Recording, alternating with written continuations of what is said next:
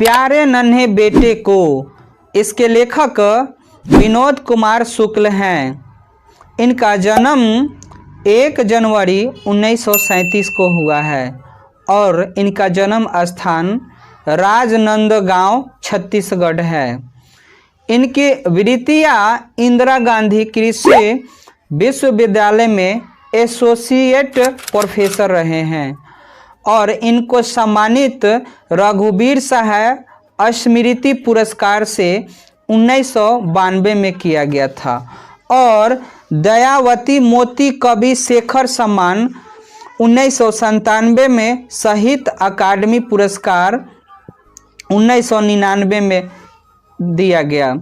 इनकी कृतियाँ है लगभग जय हिंद, प्रथम कविता वह आदमी नया करम कोट पहन कर चला गया विचार की तरह, सब कुछ होना बचा रहेगा, अतिरिक्त नई नौकर का कमीज, पैर पर कमरा, ये इनकी प्रमुख कृतियाँ हैं।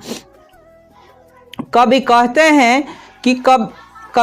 हैं कि अपने नन्हे बेटे को कंधे पर बैठाए हैं और बेटा कहता है कि वह अब दादा से भी बड़ा हो गया है। कवि प्यारी बिटिया से पूछता है कि बताओ हमारे आसपास लोहा कहाँ है, तो बिटिया झटपट बोलती है कि लोहा चिमटा है, करछुल है, लोहे की कढ़ाई है, सरसी है, दरवाजे की जंजीर और दरवाजे में लगे कब्जे ये सब लोहे हैं और लोहा दीवार में लगी मोटी कांटी भी लोहा है। कवि कहते हैं कि बेटी ये बताओ कि आसपास लोहा कहाँ है, और वह कुछ सोचकर जवाब देती है कि लकड़ी के 2 खंभों पर तंगा बांध तार लोहा का है, जिस पर नन्हे भाई के गीले कपड़े सूख रहे हैं। इसके अलावा सेफ्टी पिन और पूरी साइकिल लोहे की बनी है। पुनः वह अपने आसपास ध्यान करेगी, सोचेगी। वह शरीर से भले ही दुबली पतली हो लेकिन वह सहज है। वह बहुत जल्द जान लेती है कि आसपास लोहा कहाँ है। कवि कहती हैं अपने प्यारी बेटी को कि याद दिलाती है कि फावड़ा, कुदाल, टिंगिया, बसुली और खुरपी सब लोहा है। आसपास खड़ी बैलगाड़ी, चक्की का पट्टा और बैलों के गले में कांसे की घंटी सब जो है लोहे के बने हुए हैं।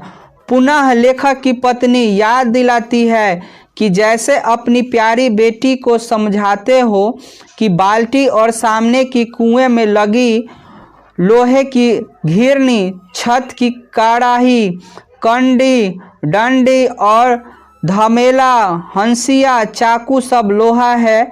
भिलाई और बलाडीला में जगह जगह लोहे की कीले हैं। कवि अपनी बेटी से कहते हैं कि घर के सभी लोग मिलकर सोचेंगे और एक साथ ढूंढेंगे कि लोहा कहाँ कहाँ है। कवि को महसूस होता है कि लोहा एकदम कदम कदम पर व्याप्त है। कवि महसूस करता है कि हर वो व्यक्ति जो परिश्रम के सहारे अपने जीविका चलाता है वह लोहा है। कवि अपनी प्यारी बेटी से कहते हैं कि वे प्रत्येक औरत जो अत्याचार सह रही है, जो दुखों का बोझ उठा रही है, वह लोहा है। प्यारी बिटिया का पिता सोचता है कि उसका बेटा जल्दी से बड़ा हो जाए और उसकी लड़की को प्यारा सा दूल्हा मिल जाए जिसके साथ उसकी शादी हो सके।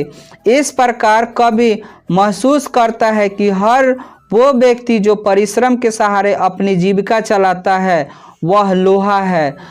जो सताए जा रहे हैं वह लोहा है।